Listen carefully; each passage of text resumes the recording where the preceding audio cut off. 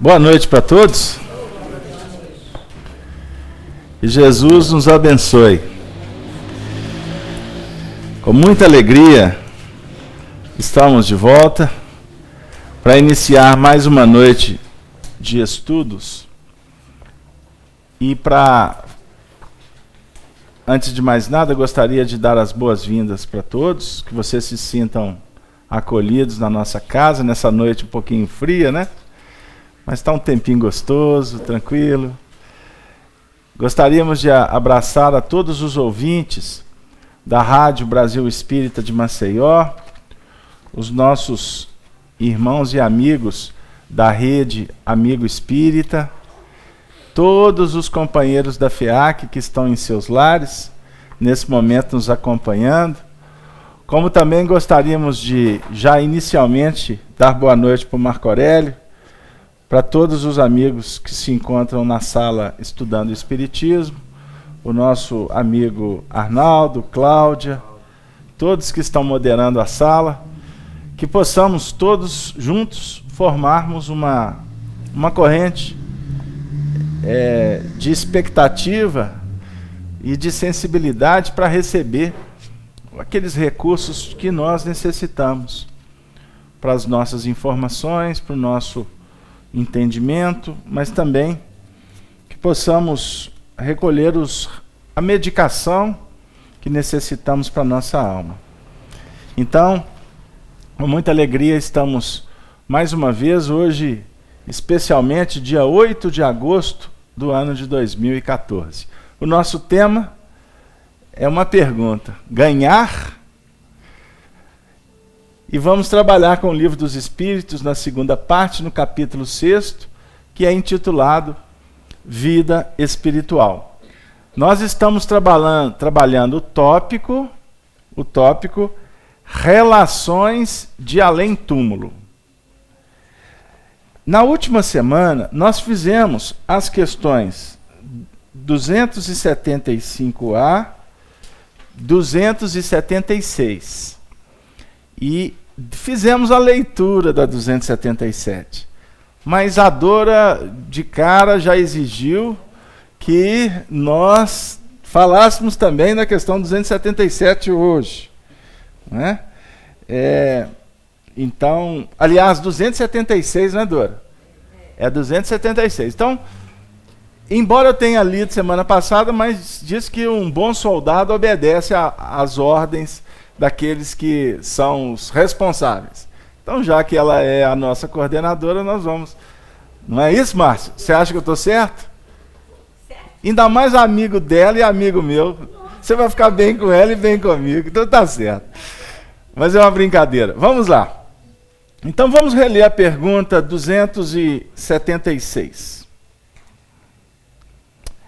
Aquele, no caso espírito, aquele que foi grande na terra e que se acha em posição inferior entre os espíritos, sente humilhação por isso? Resposta: quase sempre muito grande, sobretudo se era orgulhoso e invejoso. O soldado que após a batalha se encontra com seu general no mundo dos espíritos, reconhece-o ainda como seu superior?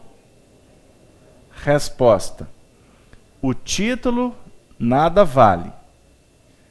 A superioridade real é tudo. E agora nós vamos ler a 278.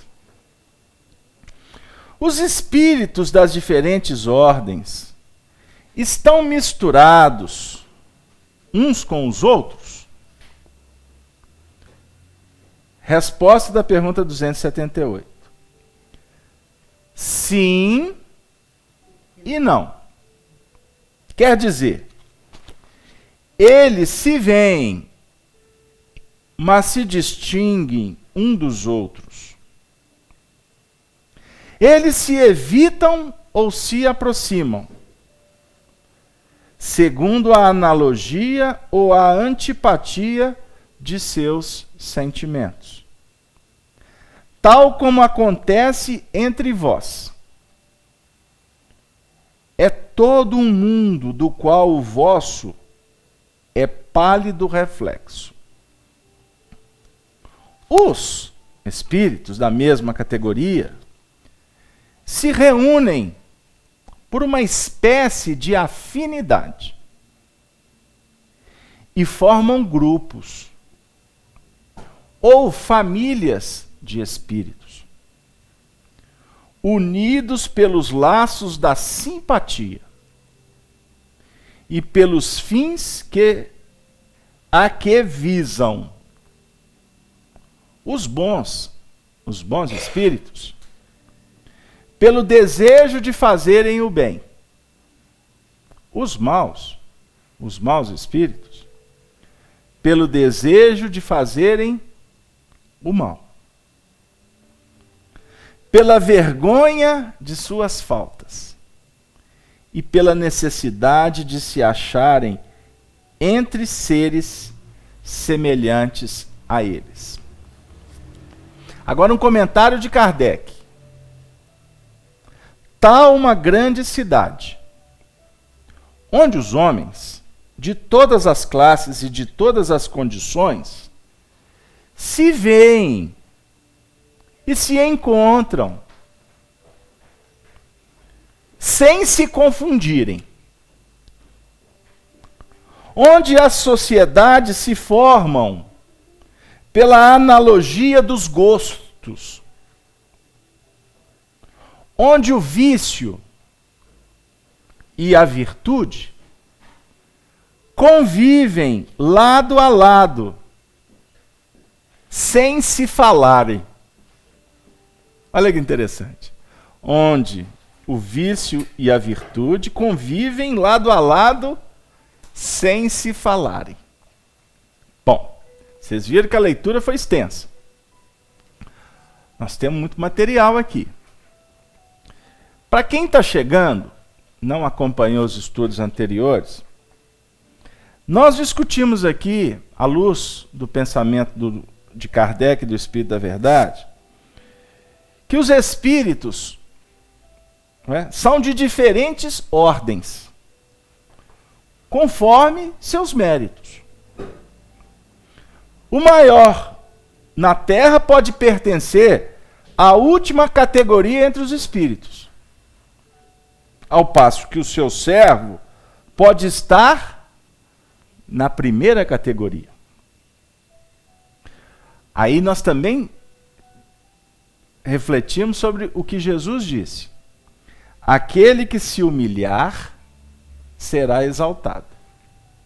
E aquele que se exaltar será humilhado. Antigamente a gente ficava assim, mas o reino dos céus deve ser curioso, né? Então tá, eu vou me humilhar e eu tô lá. Tô fichado no reino dos céus. Ó, quem se exaltar, esse tá lascado, tá no inferno. Vai arder. E aí acabava o assunto. Não tinha discussão mais. Pra vocês verem como nós estávamos num estágio mais complexo. Aqui na doutrina espírita nós estamos dando um passo adiante. Por isso que aqui a gente tem assunto. Não estou dizendo que lá seja um estágio inferior. Entenderam o que eu quis dizer? Porque lá, aqueles que não discutem esse assunto, pode e deve ter muitos espíritos mais adiantados que a gente moralmente. Mas não estão no momento de discutir um assunto que nós estamos. Então, se existem aqueles que são mais elevados moralmente e não discutem esse assunto, significa que nós precisamos de discutir. Na roça a gente fala assim, para ficar culiado com eles. Gostaram do culiado? Eles não precisam de discutir isso, porque eles estão bem. Intuitivamente já sabem. Por isso que você não pode rotular a pessoa pela casca, pela posição social. pela religião dela. Não faz isso que você vai cometer um deslize. Mas lá também existe um número muito grande de espíritos que não podem discutir, porque não tem condições mesmo de discutir o assunto. A maioria da humanidade não tem ainda condição de discutir esse assunto aqui. Fiz-me claro? Isso não estou, vou repetir, dizendo que nós somos melhores ou piores.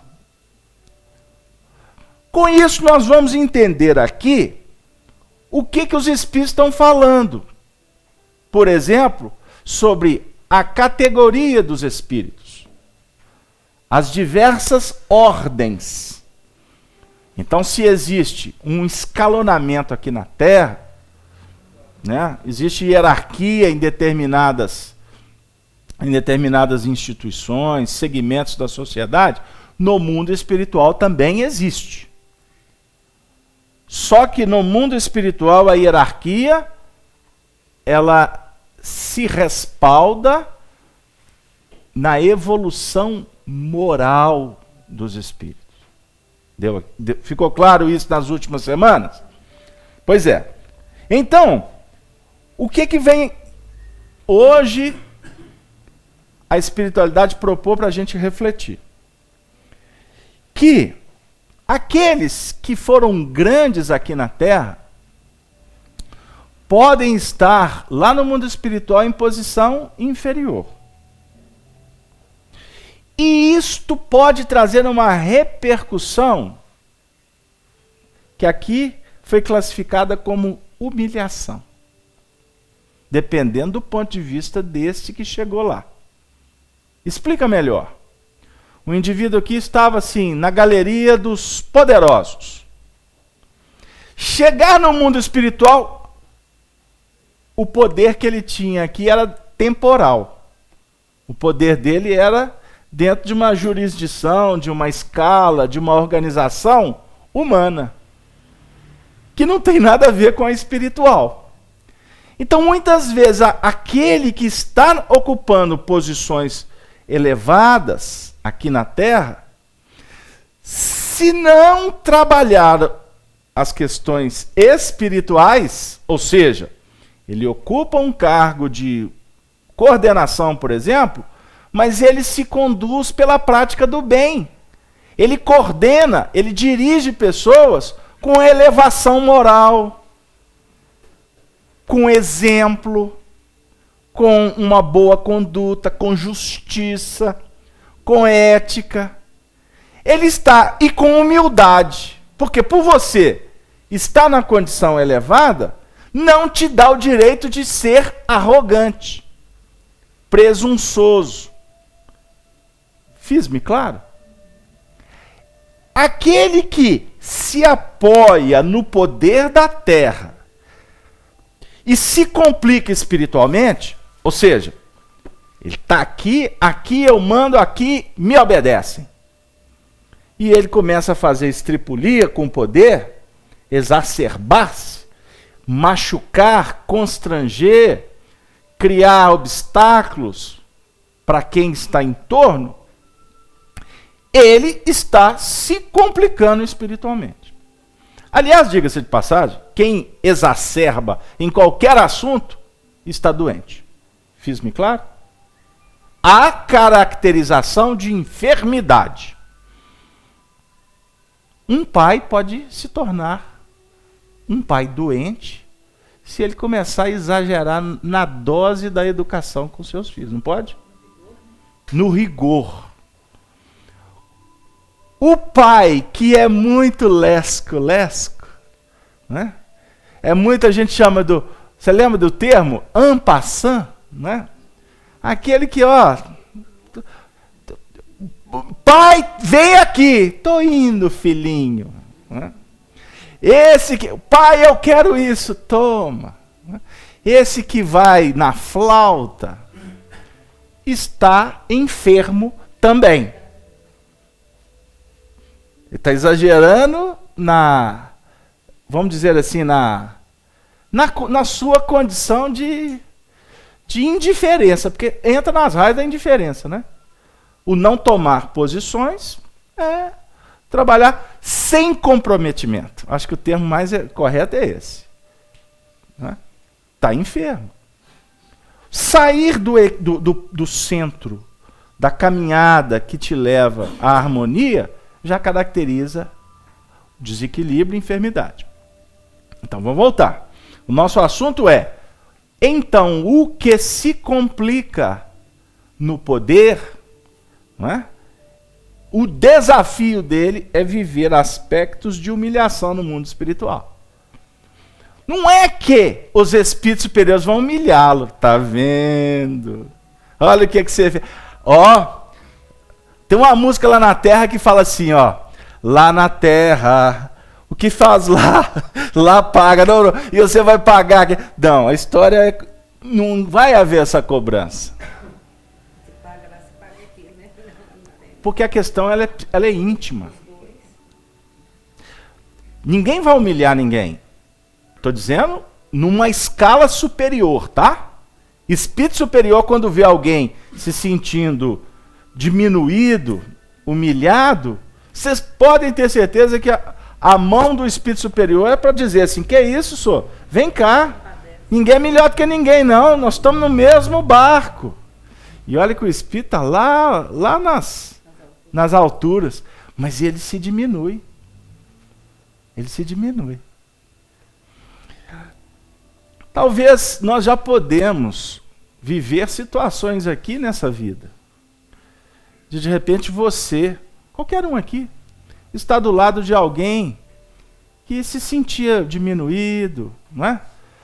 Por posição social, econômica, ou por alguma dificuldade moral mesmo. Já viveram isso?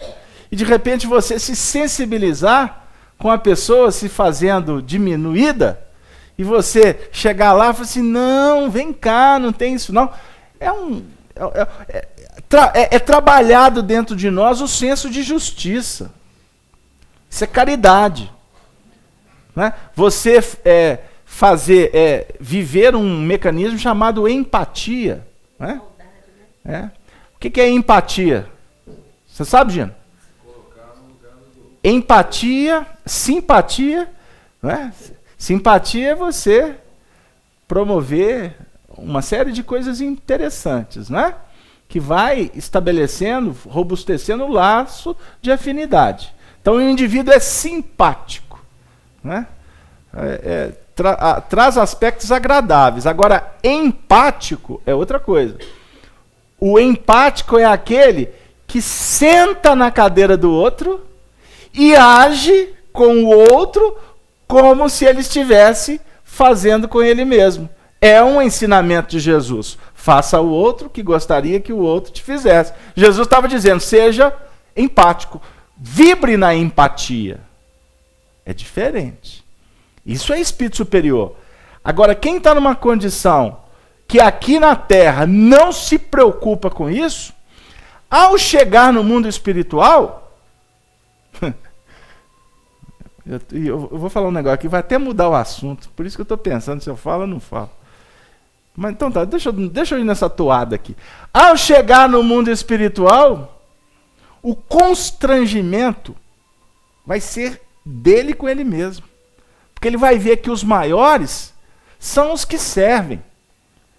Os maiores são aqueles que se apresentam com tanta humildade, com tanta gentileza, com tanto carinho, que costuma o arrogante chegar lá e falar, quem que é o chefe? Ele está diante do chefe. E o chefe está lá. Pois não, senhor. Não, eu quero falar com o chefe. Ah, o chefe é Jesus. Né? O chefe não está. Aqui, mas se o senhor quiser só para falar comigo. Não, não converso com qualquer um. Não. Eu quero é o chefe. O chefe é o qualquer um. Isso é óbvio que eu estou falando de uma forma... de uma forma irreverente, para a gente dar um sorriso, porque a percepção de quem é o maior, ela é clara, porque ela é patente. Porque os espíritos superiores, eles apresentam um magnetismo que é extremamente magnânimo. E você está diante de um ser humilde, de um ser carinhoso, de um ser educado, disponível, querendo ou não, já começa a incomodar esses movimentos que a gente acaba promovendo aqui na Terra. Porque observem o nosso mundo. Nós estamos lidando muito mais com prepotência, com arrogância, com egoísmo, do que com gestos de gentileza. Tem coerência? Ô, Gés, passa para o Gino, que o Gino quer falar alguma coisa. Pode falar, Gino. Não é verdade? Fala da sociedade para nós. Eu acho que a sociedade está muito pautada pelo ensimesmamento. As pessoas estão olhando, a maioria, só para o seu sucesso material, sem considerar que a sociedade como um todo é que tem que evoluir, tem que crescer. Cada um individualmente, mas pensando no coletivo. Muito bem. Então a questão 277 vem falar que o soldado que após a batalha se encontra com seu general no mundo dos espíritos, reconhece-o ainda como seu superior? Olha que pergunta interessante. Nós estamos falando do supostamente um general. Alguém que está no topo, chega no mundo espiritual, abusou, lá vai se sentir constrangido. A pergunta agora vai mudar o foco. E o subalterno? E o inferior? Que chegar no mundo espiritual? Ele encontrando com o seu general, ele vai olhar para o general ainda como general? Pegaram a pergunta? Resposta. O título nada vale. O título nada vale. A superioridade real é tudo.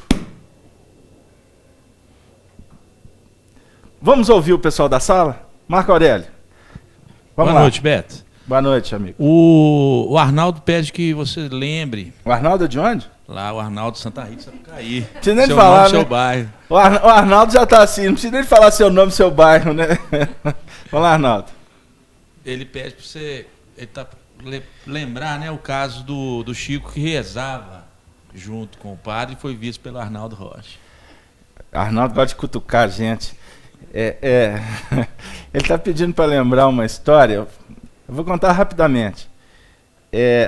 Porque o Chico, ele estava em casa e aí ele teve uma visão, ele recebeu uma visita de uma entidade espiritual que era um sacerdote da igreja, desencarnado, óbvio, né? É espírito. Desencarnado. Um espírito foi visitar o Chico. Um sacerdote. E quando o Chico viu o sacerdote, como ele fazia com os encarnados, ele também tratava os espíritos com toda a deferência, né? Ficou muito alegre, ao mesmo tempo muito constrangido com a visita do sacerdote, que é autoridade. A autoridade da igreja é o padre, é o bispo, não é verdade? Como a autoridade no meio protestante é o pastor, não é verdade? E a autoridade no centro espírita? É o faxineiro, né?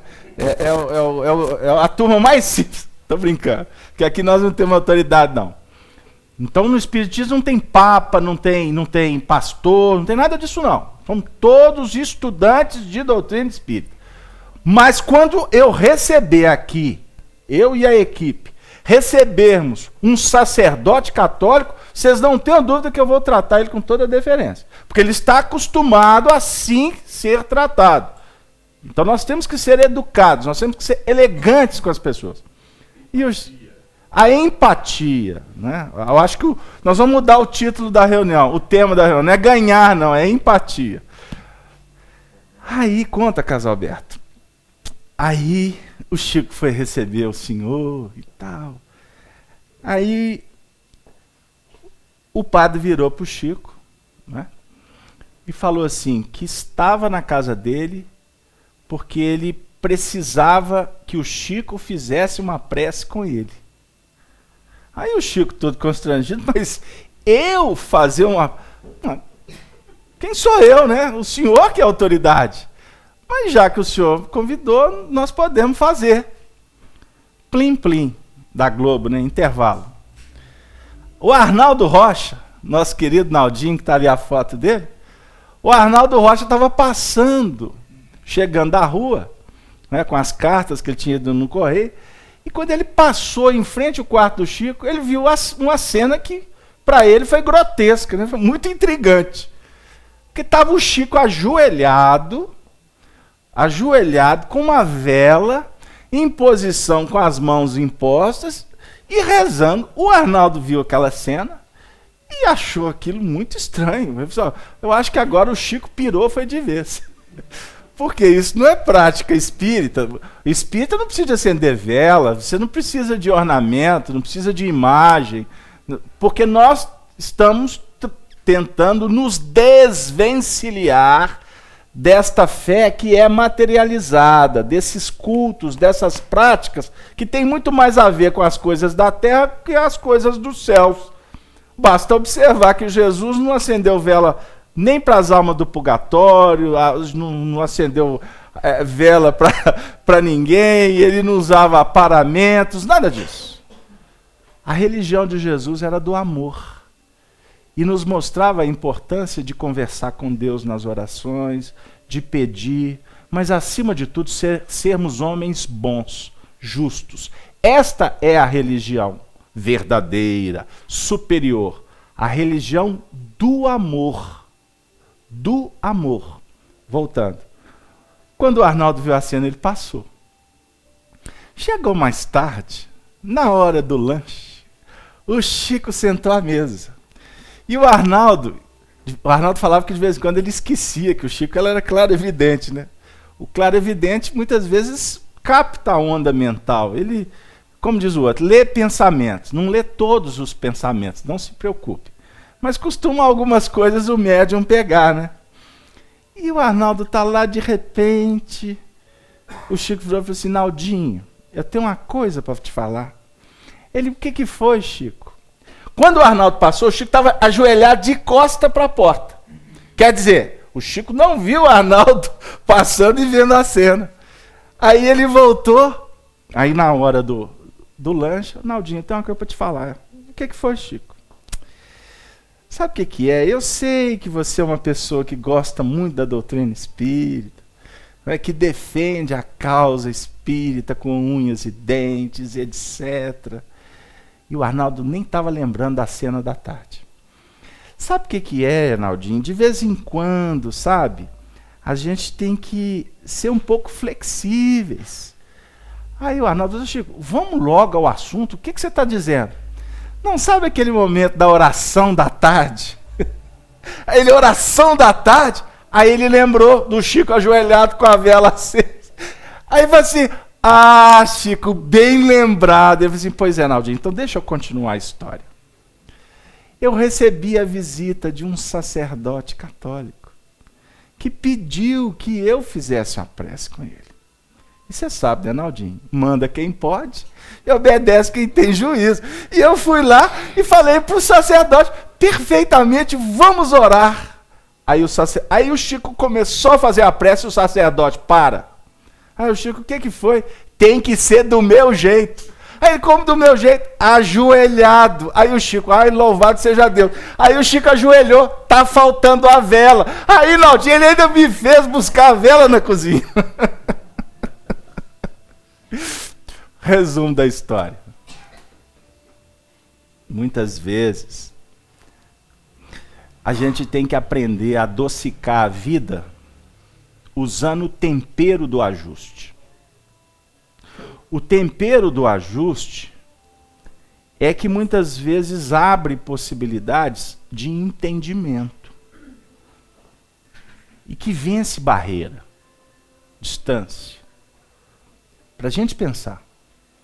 Agora, no mundo espiritual, isso é fato.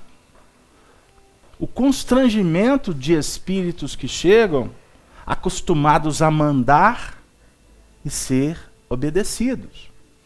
E ao chegar lá e observar que não funcionam as coisas assim, é muito complicado se ajustar. Agora, não pensem vocês que o ajuste vai se dar de uma forma plena.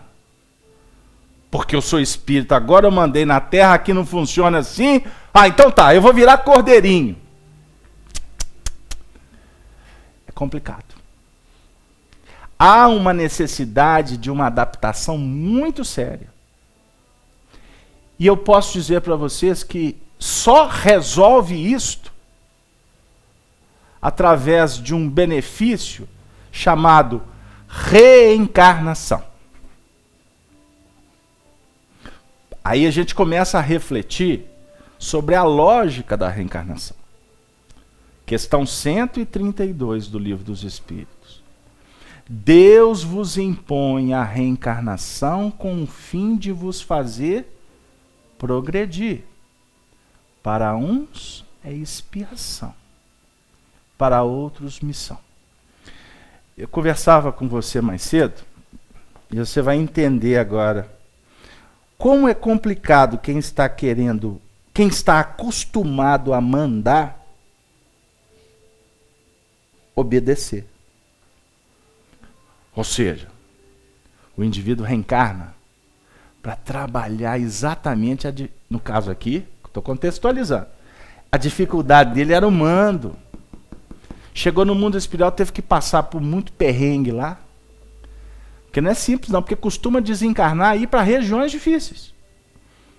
Aonde aqueles, seu Murta, que o indivíduo pisou em cima, aqui na Terra, fez inimizade para todo lado. Ele vai desencarnar, com quem que ele vai encontrar? Nós não lemos aqui que os espíritos vão se reunir por afinidades, por ideais. Nós lemos aqui que lá no mundo espiritual, os espíritos se encontram nas mais diversas condições, igual aqui na Terra. Lemos isso aqui há pouco tempo. Estão lembrados? Aqui nós estamos nos vendo. Nós estamos aqui nos integrando. Nós estamos conversando. Agora, existem pessoas aqui que são mais virtuosas do que outras. Só que a gente não fica contando sobre isso.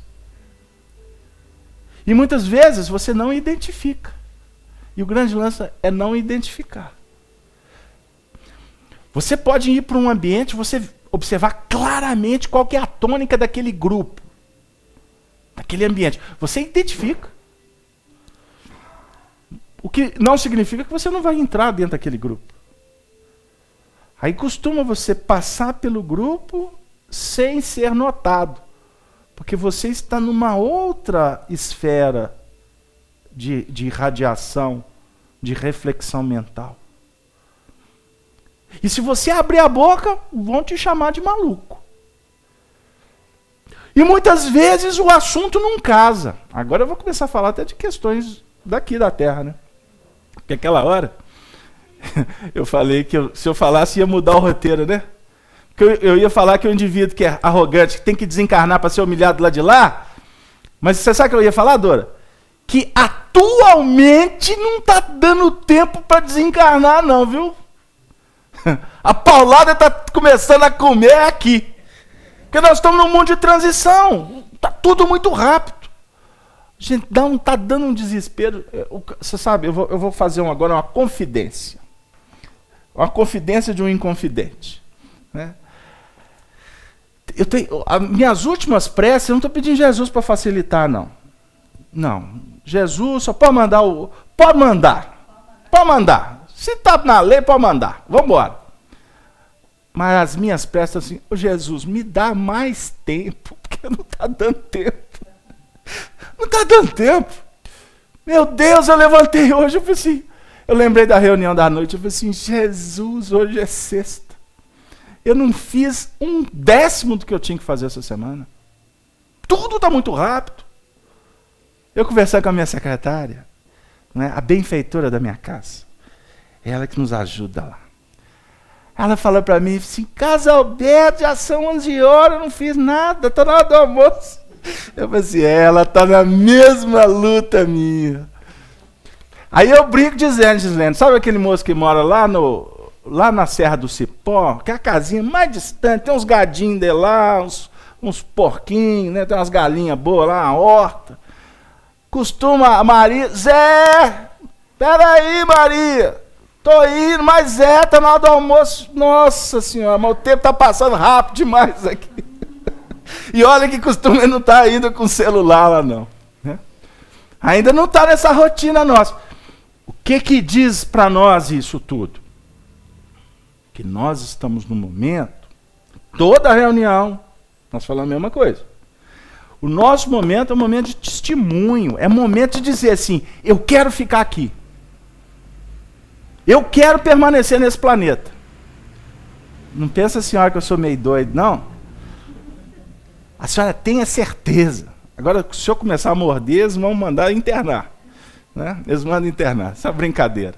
Olha, Casalberto, você está falando negócio de planeta? Nós já temos que começar a pensar assim. Ou vocês vão ficar discutindo aqui que o viaduto caiu, linha verde, nós vamos mudar para o interior. Não estou discutindo esse assunto mais não. Nós estamos discutindo agora para onde que a gente vai. Que espírito que está reencarnando na família de vocês. Vocês já pararam para pensar nisso? Os espíritos que estão reencarnando, a desenvoltura, a dinâmica dessa turma toda.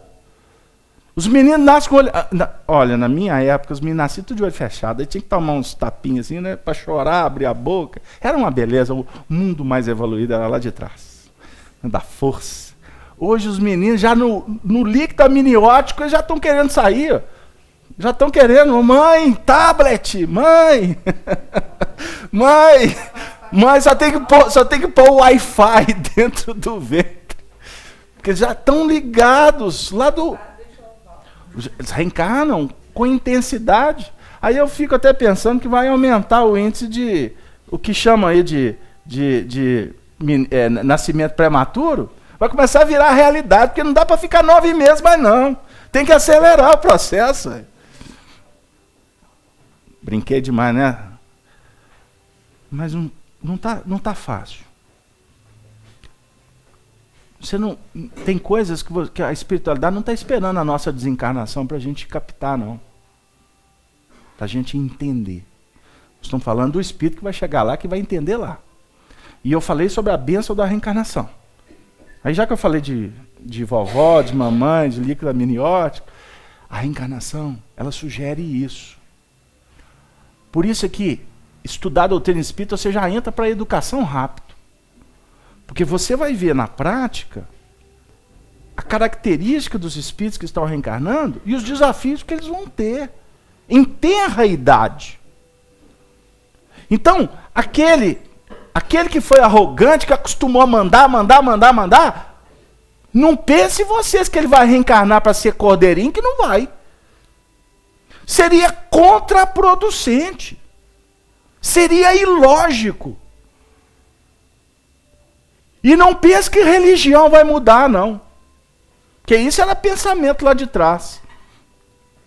Ah, essa moça aqui, essa moça benfeitora da minha casa, ela tem umas frases ótimas. Aí ela tem hora que ela fala assim, tem uns casos aí que nem Jesus tem poder. E eu morro de rir dela. Nem o sangue de Jesus tem poder. Aí a gente leva na brincadeira, mas eu quero dizer o seguinte, gente. Aí a gente vai entender a conduta. E geralmente esses que desde da tenra idade já começam a mostrar arrogância, prepotência, liderança áspera. Porque liderança, você pode ter uma liderança positiva. Você pode ter uma liderança democrática.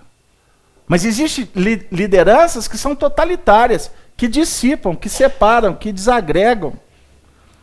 E não pense você que esse líder vai se ajustar fácil. A característica dele de liderança é tão intensa que aonde ele passa, o cetro chega na mão dele. Você observa para você ver. Vai numa escolinha. Né, quem pode aí?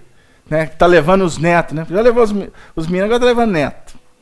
Vai nas escolinhas, você vai ver os grupinhos lá. Menino de 6, 7 anos ali, ó, grupinho, tem 20. Começa a observar, você vai ver que algum ali, 1 ou 2 ou 3, são os líderes. Isso é natural. Não é a nossa benfeitora das escolas de Deus? Né? Porque a nossa amiga trabalha na rede pública. É o Instituto de Deus. Né? É um instituto sagrado para quem dá aula, para quem é diretor, para quem limpa, para os alunos. Jesus amado, educandário diretamente sob a tutela do Ministério do Esclarecimento lá do plano espiritual, lá no nosso lar. Você vai ver líder lá embaixo. Lá embaixo, questão de idade. E como você vai ver, como nós estávamos discutindo aqui, casos que o indivíduo já está assim, já está na porta da desencarnação. Mas vai falar com ele alguma coisa que vai infelicitar. Já com pedra na mão. O que acontece com algumas doenças da velhice? Fugiu o termo técnico correto, mais adequado e educado, nobre. Senilidade. Senilidade. Ai, Jesus, é bom demais trabalhar em grupo.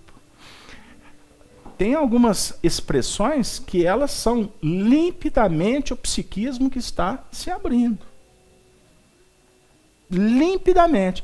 Porque com sanidade, ou com equilíbrio, o indivíduo consegue segurar algumas coisas.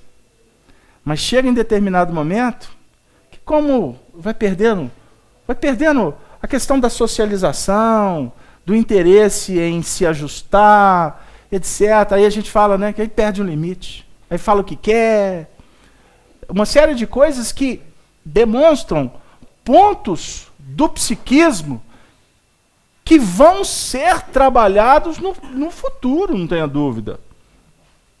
Porque o indivíduo que é doce, que tem a característica de ser brando, pacífico, não vai ser uma doença nesse nível que vai fazer dele agressivo. Não sei se vocês pegaram lá o que eu estou querendo dizer. Não vai ser. É o portal que se abre do inconsciente que até favorece, é terapêutico. Por isso que o indivíduo vai viver um Alzheimer, vai viver esses tipos de doença, porque, querendo ou não, está drenando. Agora, para quem está próximo, é um desafio. Não é o que a gente conversa aqui de vez em quando, com alguns companheiros? Aí a gente fala, o indivíduo está cuidando, por exemplo, da mãe lá. Tem 15 anos que a mãe está na cama. É a pessoa que mais ajuda, mas é a pessoa que mais é atacada. Aí, muitas vezes, a gente atende casos aqui, a pessoa fala assim, chega aqui desesperada, mas você não sabe o que minha mãe tem feito comigo. Aí, para você conversar, explicar que não é a mãe, é a circunstância, não é? É a oportunidade dela de aprender a se conter, quem está cuidando. Dela aprender a ter benevolência com uma pessoa que está enferma, não é? E diga-se de passagem, a oportunidade de você treinar para não levar as coisas para o lado pessoal. Esse é o grande problema nosso na sociedade. A dona Nisa chega para mim e fala assim, Casalberto, você é bobo. Eu, dona Nisa, só tem a razão, só tem a justiça, só tem a bondade, só tem tudo no seu coração. Por quê? Primeiro, porque é verdade. Segundo, só está me ajudando, só está me contando.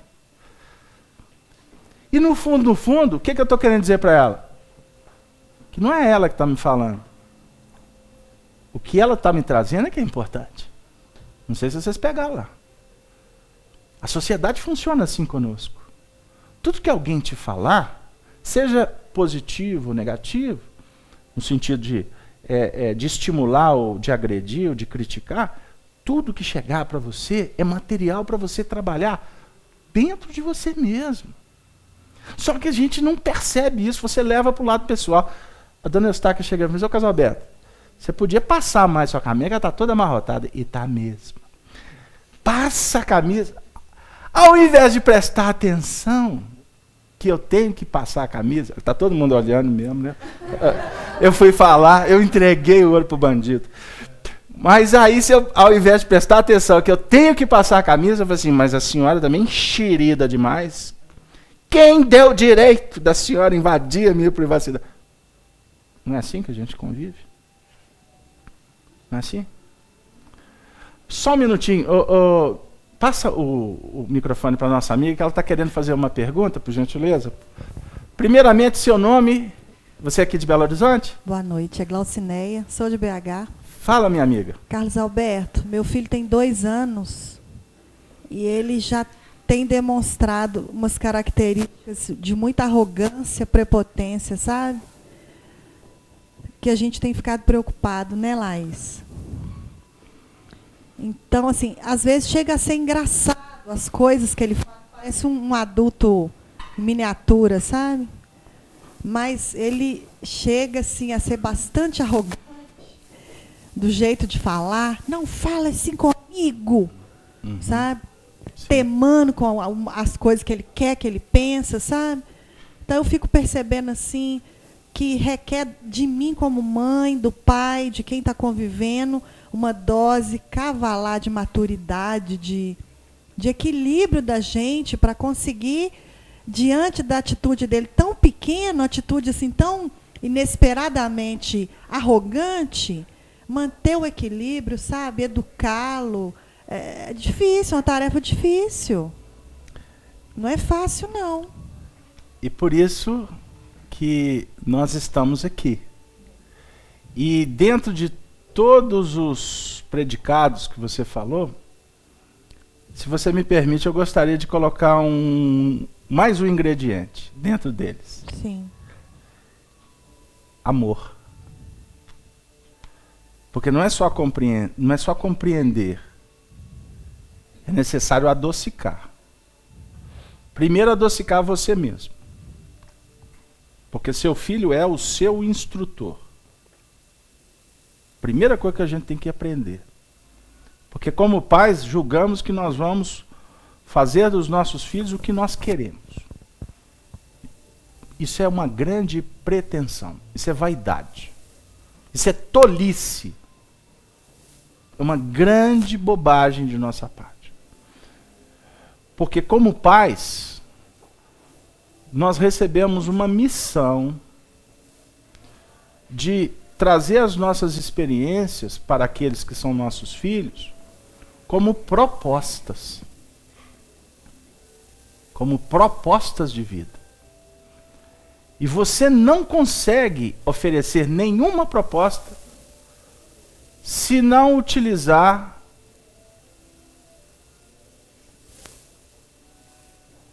o sentimento nobilitante, a prerrogativa da repetição, da paciência. Porque agindo assim, gradativamente, você vai dizendo pelo exemplo que existe uma outra proposta de vida. No caso, um antídoto contra a arrogância. Costuma ser o silêncio. Mas costuma ser muitas vezes a voz enérgica que opera com a autoridade magnética do amor. Eu não estou falando de dosagem magnética de justiça, impacto. Não. Aprender a se posicionar com autoridade. Então, se você, como mãe, já identificou isso, eu quero complicar sua vida. Não fica brava comigo. Eu quero complicar sua vida no sentido, eu quero colocar mais ingredientes para você pensar. Porque reunião espírita não é para facilitar. Reunião espírita é para nos acolher. Mas para dizer algo que a gente não esteja vendo. Porque o que você está vendo, na realidade, você está constatando. O que você, como mãe que aceitou o desiderato de acolher esse espírito como um irmão em jornada, para ajudá-lo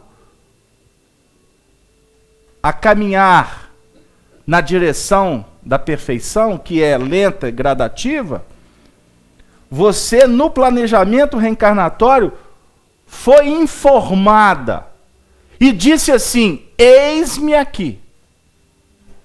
Porque senão ele não tinha, teoricamente, ele não tinha nascido. Eu estou falando de reencarnações programadas. Não estou falando de reencarnação por acidente.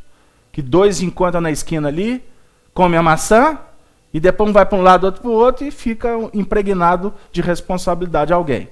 Não estou falando nesse sentido. Mas a partir do momento que existe todo um projeto, um envolvimento, sentimentos e etc., você tem um planejamento reencarnatório. O pai e a mãe, partindo do princípio que os dois foram agentes que se acumpliciaram, que se comprometeram, todos nós sabemos quem são os nossos filhos. Portanto, o processo em todos os casos é aplicar amor. Em alguns, o amor estímulo. Em outros, o amor contenção, que eu vou chamar de educação, porque a contenção pode ser tratada como padronização, como encaixotamento, e tudo que você prende um dia escapa pelos dedos. Então a mãe que tem 10 filhos, ela vai ter que utilizar de 10 metodologias diferentes, porque são espíritos diferentes. O ajuste, ele tem que ser ajuste fino a cada movimento. Você estabelece um método de trabalho com um filho tal. Dentro desse, que eu vou chamar de planejamento, você vai ter muitas etapas dentro desse planejamento que você vai ter que atingir metas nessas etapas. Para dizer em outras palavras, a cada dia o seu mal, basta o seu mal. Então você tem que focar a luz. Todos os dias é uma lição nova. E bem-aventurado aquele que vai até o fim, que não terceiriza, que não joga para o outro que é de competência dele, como muitos pais fazem, por exemplo, com a escola. Acha que é a escola que educa. Escola não educa, escola instrui. Escola passa informação e de uma forma precária. Porque a nossa metodologia é metodologia de mundo primitivo. Incham meninos de informações. 80%, 90% das informações não vão servir de nada para eles no grande futuro. Mas isso é assunto para daqui a uns 500 anos a gente vai começar a debater isso. Porque por enquanto a gente tem que começar a trabalhar com uma educação muito mais focada para a humanização, que vai vir coisas novas lá de cima. Aguardem. E já está em muito projeto pronto. Que vai remodelar tudo isso aí. Mas o foco da espiritualidade, em todas as famílias, com todos os pais, com toda a sociedade, é focar a educação voltada para as questões morais. Porque sem moralização, você não tem sentido de oferecer ou de continuar patrocinando desenvolvimento intelectual. Há uns tempos atrás, auxiliado pelo nosso coordenador aqui, porque eu não vivi essa época, há uns tempos atrás, o que felicitava os pais era os filhos serem inteligentes. PhD, primeiro na sala. O que hoje felicita pais que estão compreendendo o momento espiritual psicológico da humanidade é terem filhos que já estão focando a parte moral. Não me interessa ser o melhor da sala. Não me interessa. A minha atenção com os meus filhos é deles serem boas pessoas. O que o meu filho, eu falo para ele todo dia. Eu significo para você, nesse atual estágio da sua vida, a palavra não. Até que você diga sim para mim. Aí eu virei para ele e falei assim, e saiba que na hora que você dizer, que você afirmar sim, eu desencarno feliz. Não preciso nem de ficar aqui mais. Porque eu não vou precisar de repetir. Não vou precisar de repetir. Agora, você tem que repetir com carinho. Que é um desafio para quem, por exemplo, lida com administração. Meu desafio é dosar, pôr sentimento. Para o outro, o desafio é colocar mais disciplina. Cada um na sua. Nós temos que entender isso. Agora, o que vale o meu filho ser? Estou falando meu filho não no nível vaidoso, mas numa reflexão mesmo. O que adianta o meu filho ser uma pessoa bem-sucedida na sociedade, com valores amoedados, reconhecido, com prêmios, etc, etc, e caminhar como a maioria da humanidade está caminhando aí, sofrida, doente, escassa, perdida no mundo de Deus? O que adianta o meu filho chegar na minha casa falando, papai, comprei uma BMW, se eu vejo que ele está falido moralmente?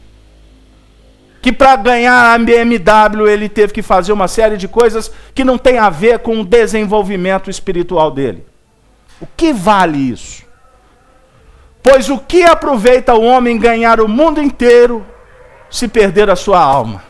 É o nosso tema de hoje. Ou o que dará o homem em recompensa da sua alma? Nada. Humilhação, Dora. Chegar no mundo espiritual e se sentir envergonhado. Se sentir envergonhado. Que pena que a gente... Que pena não, né? Nós separamos textos aqui de diálogos com os espíritos, na Revista Espírita de 1859, aonde nós vamos encontrar, por exemplo, um espírito que era um soldado. Chegou no mundo espiritual, soldado raso. Chegou no mundo espiritual, ele observou que aqueles que estavam em postos mais avançados estavam na mesma condição dele. Ou seja, aqui a prospecção, a visão, era de quem estava embaixo. E aí ele começou a refletir sobre a vida dele, a conduta dele na Terra. E aí ele foi respondendo a Allan Kardec como que acontecia no fronte de batalha. Como é que os espíritos morriam? Como é que ele via a atuação dos espíritos na guerra? Aí ele coloca sobre a diferença que é aqueles que desencarnavam sem estarem presos ao contexto da guerra e aqueles que desencarnavam vibrando na violência da guerra. Está aqui. Eu convido vocês, quem gosta de estudar, baixem na internet. Revista Espírita, 1859. Ele falando que a morte é igual para todos. No fronte. Metralhadora cortando. Na época não era metralhadora, não. 1859. Metralhadora cortando, né? Espíritos encarnando aos montes. Aí ele falando, né? Aquele espírito apegado, como que ele via o processo, como que era aquela vinculação traumática, o desespero do espírito, deixando o corpo. Já por outro lado, outros que estavam na mesma batalha. Espíritos que desencarnavam, ele via eles desdobrando, deixando o corpo, que é assim que dá, viu, gente? Vou dar um exemplo aqui grotesco. Hoje, você já entrou para o banho vestido de roupão? Já aconteceu isso com você? Aí você solta o roupão, plaf. É bom demais, né? Porque tira a camisa, tira a calça, tira isso, só demora danado. Eu vou pegar um roupão. Aí você, o roupão, pluf, pro chão afora. Ainda não? Já aconteceu isso com o senhor? Pois é. O desvinculado, o espírito, costuma ser assim, como você deixa o roupão pelo chão. O espírito se liberta. Ele se faz luz. Entendeu, Sandra? Ele se faz luz. Ele olha para o corpo. Costuma, pela condição espiritual dele, até ele tomar um susto. Mas, ao mesmo tempo, ele vai sentir tanto alívio. Porque o corpo é matéria densa. É matéria densa. É pesado. A gente aqui, encarnado, a gente se sente, o espírito nosso, é um passarinho dentro de uma gaiola. É vestir uma roupa e entrar dentro da água. Roupa de mergulho, né? Escafandro. Como André Luiz usa lá na década de 40. E você vai ver no fundo do rio a água toda turva. Como espírito, você ganha dimensão. Você vai ver mais longe. O seu corpo, que hoje é pesado, né? Você vai se livrar dele. Livrar no sentido de estar entrando numa outra etapa de vida. Porque quem quer livrar do corpo para ficar livre do problema, esse está tirando a própria vida. Esse vai viver muito mais augúrias, porque ele está deixando o corpo irresponsavelmente. Porque você tem que lutar pela vida. Até o último instante você tem que lutar pela vida. Agora, você não pode se desesperar diante do fato de ter que mudar de plano. Não sei se o pensamento está chegando lá com clareza. Muito interessante porque um desses espíritos se deparou no mundo espiritual com Napoleão Bonaparte. Olha o que Allan Kardec pergunta para o espírito. E aí, quando você viu Napoleão Bonaparte no mundo espiritual, como é que você entendeu Napoleão? Ele era, olha a pergunta, ele era um general, ele era imperador, que ele se fez imperador. Hã? Como que você viu ele? Eu vi Napoleão como um diplomata. Olha que beleza. Ele viu Napoleão como diplomata. Quer dizer, Napoleão desencarnado já tinha visto que ele tinha que mudar.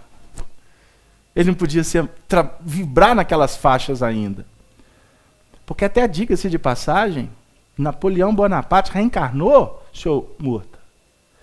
Napoleão Bonaparte reencarnou com uma missão fantástica, que ele cumpriu parte dela. Aonde que ele pecou? Ele caiu de novo na vaidade. O senhor sabe, senhor Murta, que Napoleão Bonaparte é a reencarnação de Alexandre da Macedônia, que depois reencarnou como Júlio César? É o mesmo espírito.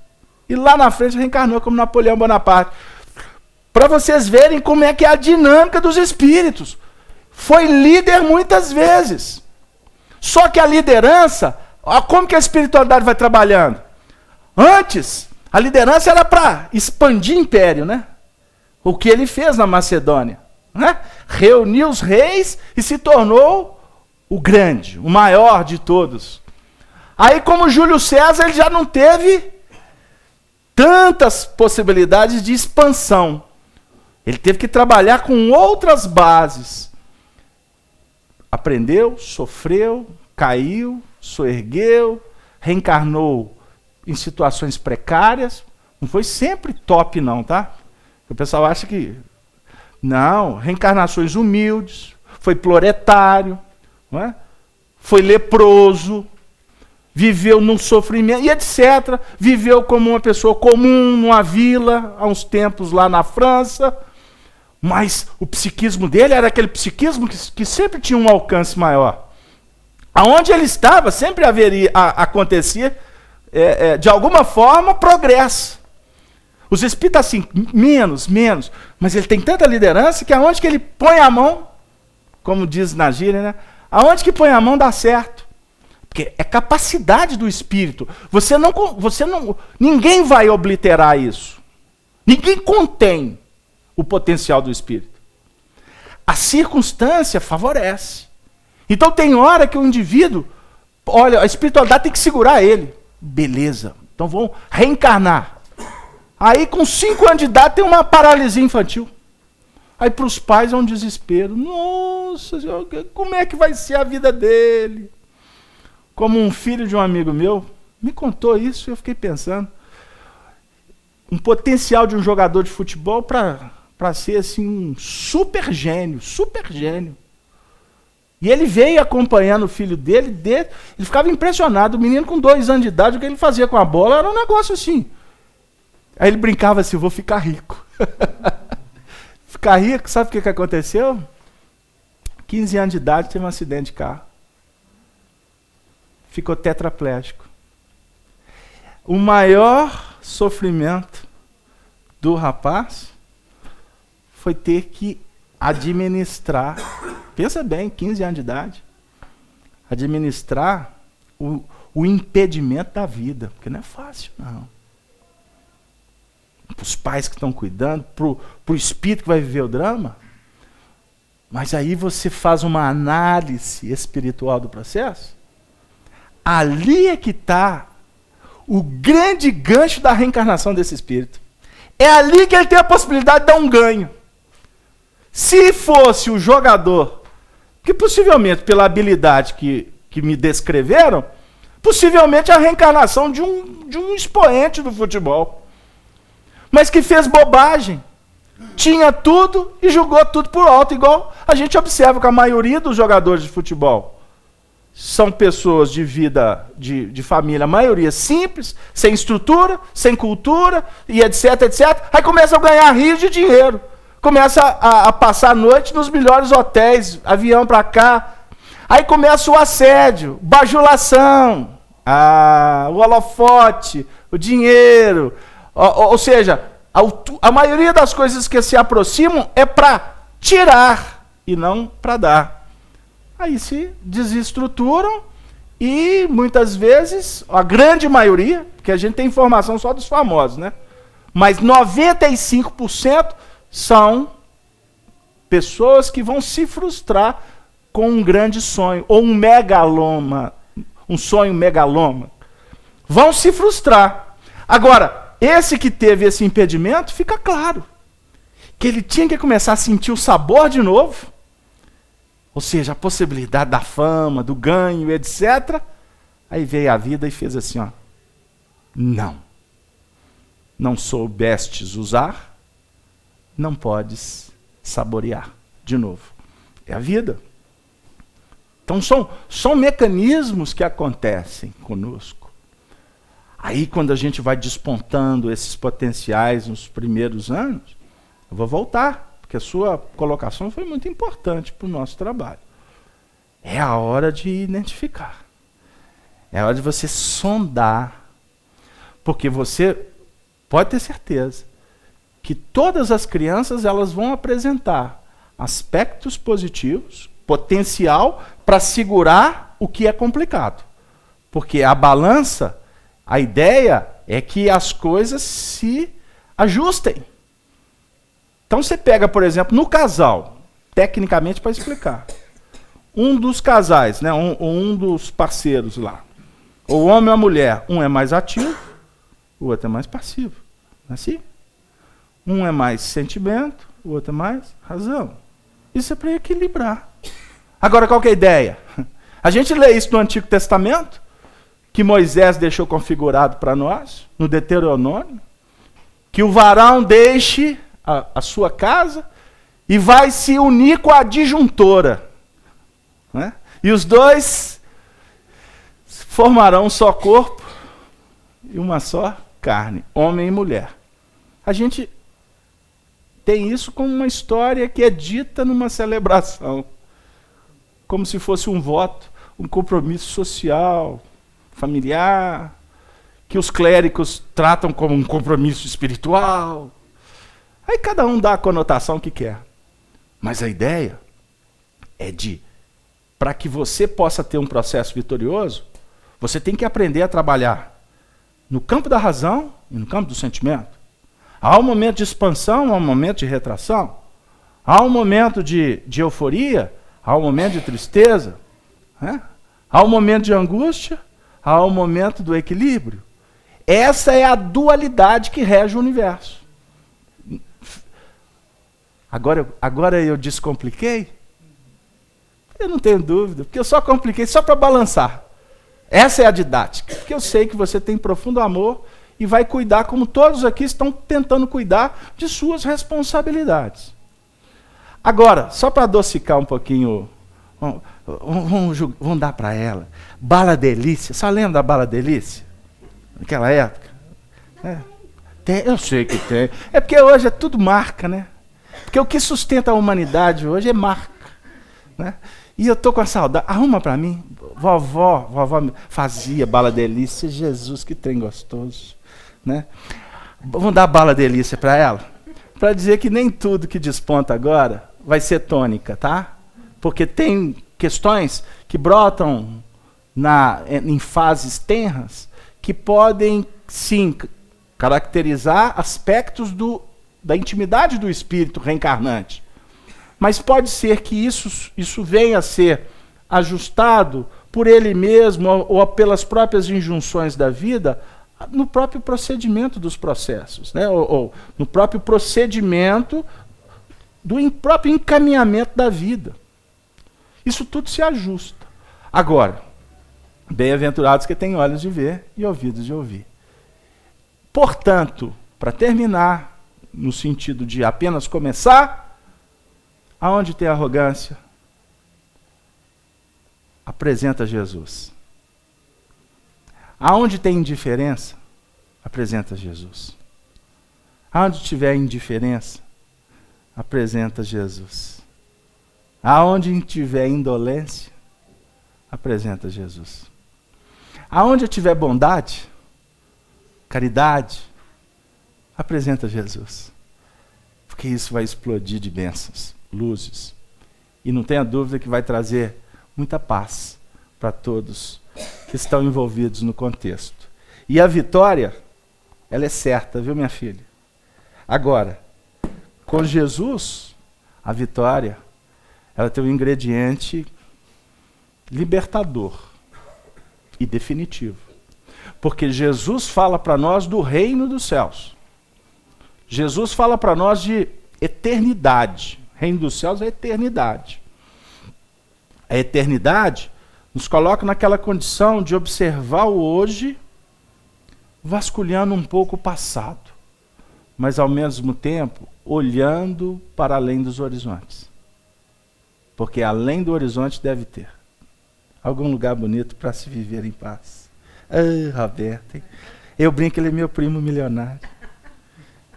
É Roberto Carlos Braga? Eu sou Carlos Braga também, mas é um proletário. Só para dar um sorriso. Capítulo 16 de Mateus, versículo 24 a 28. Rapidamente, nós temos alguns minutinhos para findar o trabalho, porque o nosso tema é ganhar. Ganhar é uma pergunta. Então disse Jesus aos seus discípulos: se alguém quiser vir após mim, renuncie-se a si mesmo. Tome sobre si a sua cruz e siga-me. A sua cruz. Não é a cruz da dor. Porque a dor não pode levar a sua cruz. Agora é interessante porque ele fala que vir após mim. Ele quer dizer que ele está se colocando na dianteira. Não é isso, Gino? É após.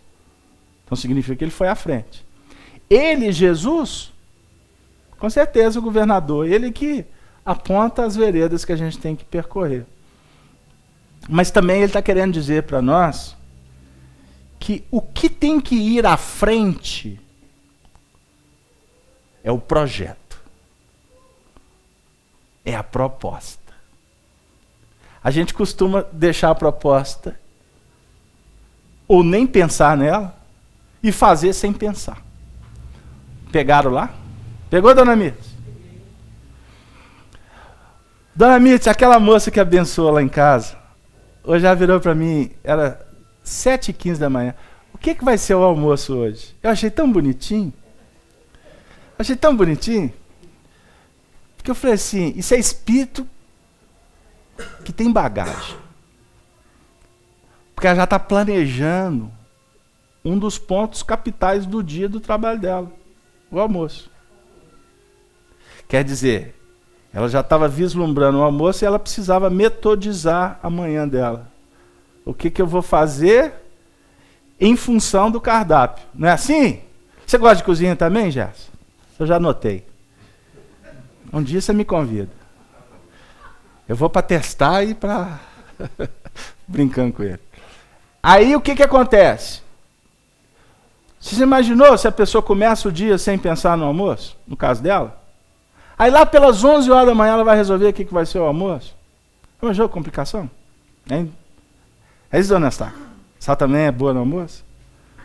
Pode me convidar, eu vou. Arrozinho com chuchu lá, ovinho, tá bom. Mas tem que pôr alho no arroz, hein? Vamos embora. Aí, tem que ter planejamento.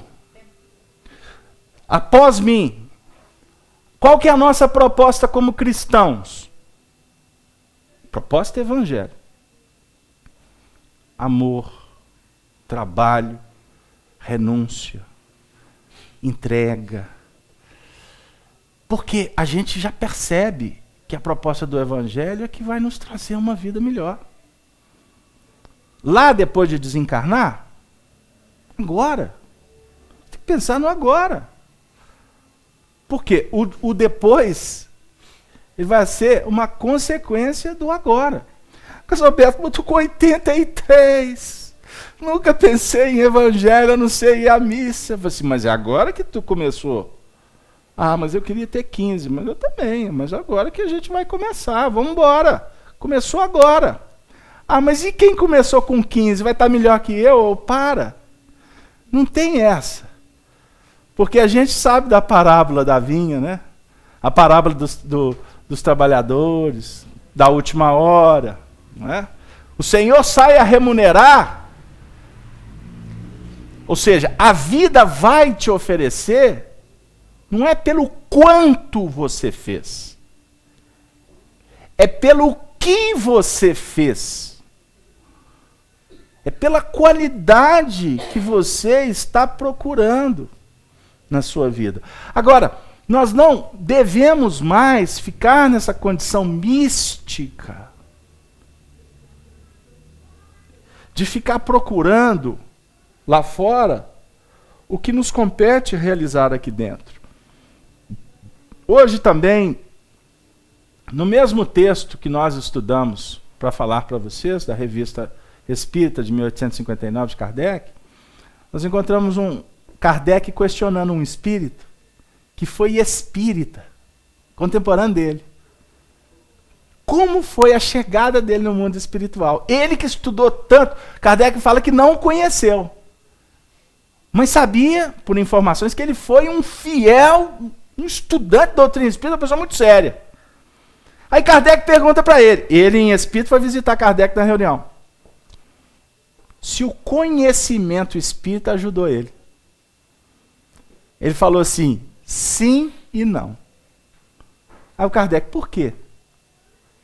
Me ajudou no seguinte sentido, que o conhecimento espírita me fez, me ajudou a adequar a nova vida. Porque foi muito mais simples para mim entender a minha própria passagem para o mundo espiritual. Aí ele falou assim, por que não? Qual o outro ponto que você disse que não te ajudou? Ele falou assim, não é que não me ajudou, mas me trouxe tantas reflexões que eu poderia ter sido muito melhor do que eu fui. Porque eu não dediquei o tanto que eu poderia ter dedicado. Eu li esse diálogo, eu fiquei pensando comigo. O Senhor está nos colocando um projeto de vida. E eu não tenho dúvida, podemos ter pessoas que vieram aqui a primeira vez que podem nem voltar mais. Eu vou dizer sem medo de errar. Uma reunião como essa tem um valor que só um dia nós vamos apreciar devidamente. Agora, ao mesmo tempo, eu fico pensando, se nós que estamos diante dessa fonte, se a gente valoriza de verdade. E eu falo em valorizar, não é só dizer eu sou espírita, eu vou para o centro, hoje tem reunião, marca nada não que eu vou. Não é só isso. É se na hora que a gente está conversando com um sobrinho, se a doutrina espírita tem peso. Na hora que tu está atendendo lá no salão, cada um que entra, se a doutrina espírita tem valor. Na hora que você recebe a notícia, aquele ente mais querido, está com um diagnóstico complicado. Se a doutrina espírita tem peso. Se a doutrina espírita tem peso na hora que a gente está no chão. Na hora que a gente está se sentindo desconsiderado. Se a doutrina espírita tem peso quando a gente está só, fechado no mundo íntimo, tendo que tomar uma decisão importante. Doutrina espírita, na realidade, é uma chave abençoada que abre o nosso entendimento.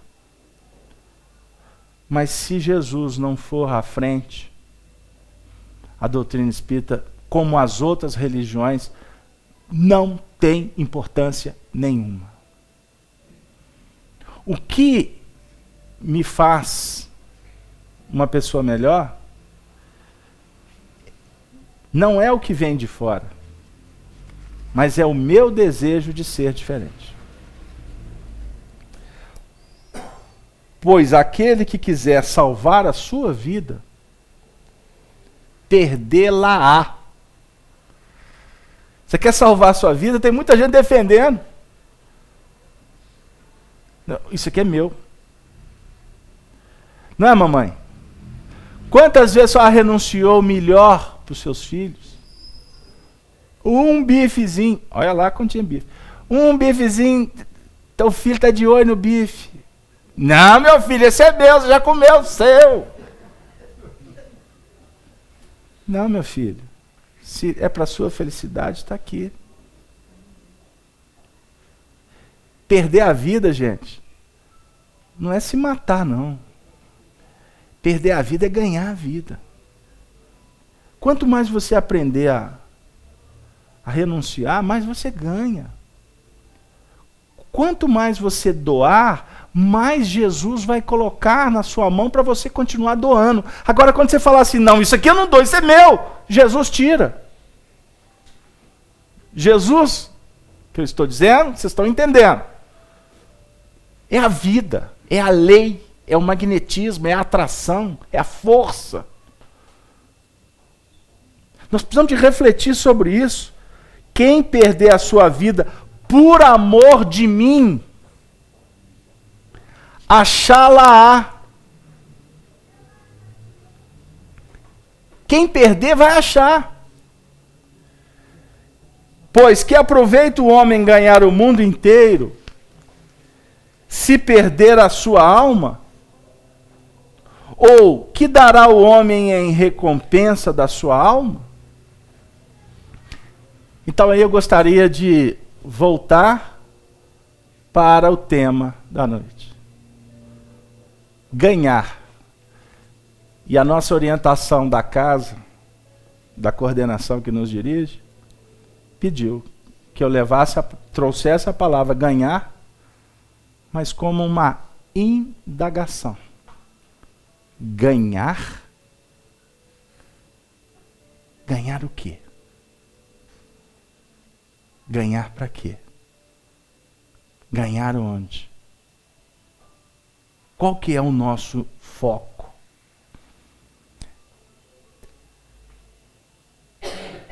Porque o Filho do Homem virá na glória de seu Pai, com seus anjos, e então dará a cada um segundo as suas obras.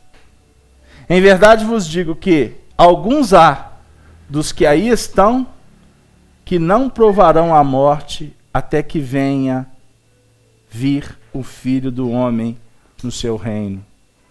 A definir que alguns que conseguem perceber não verão a morte. Verão a morte no sentido de desencarnação? Ele não está falando disso. Que nós vamos desencarnar. Mas não vai provar do sofrimento. No seu sentido de estar espiando alguma coisa. Nós poderemos chegar um dia como se fôssemos operários que vamos trabalhando, vendo os escombros, tentando consertar, tentando edificar, mas sempre em paz de consciência. Enquanto muitos caminham diante de conflitos, de complicações, de coisas seríssimas, que já representam para eles um grande empecilho, um grande impedimento. Portanto, nós gostaríamos de agradecer a todos a presença carinhosa, eficiente, a participação de todos foi muito importante.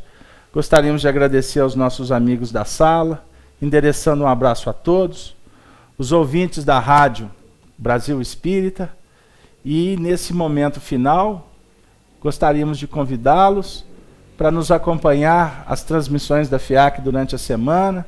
Temos transmissões às terças-feiras às 20 horas pelo site. Nas quartas-feiras, só o áudio do estudo que está sendo realizado aqui com a Cida, agora também com a participação do Vladimir. Na quinta-feira a gente tem um programa ao vivo que é o Espiritismo Evangelho às 8 horas. E sextas-feiras, quem não puder vir por algum impedimento dos seus lares, tendo uma internet básicazinha, vocês poderão acompanhar o site que é o feeac.org.br. Depois a gente quiser anotar, a gente passa para vocês. E assim, com muita alegria, nós nos despedimos, também dizendo sobre a nossa perspectiva, a possibilidade de estarmos novamente na próxima semana para darmos continuidade com o estudo do Livro dos Espíritos. Na próxima semana com a questão 279. Combinado? Que Jesus abençoe, que todos tenham um ótimo fim de semana, e nós vamos passar a palavra para a Soni, que vai fazer a prece final por todos nós. Peraí, Soni. Pode manter a transmissão. Pode manter. Amado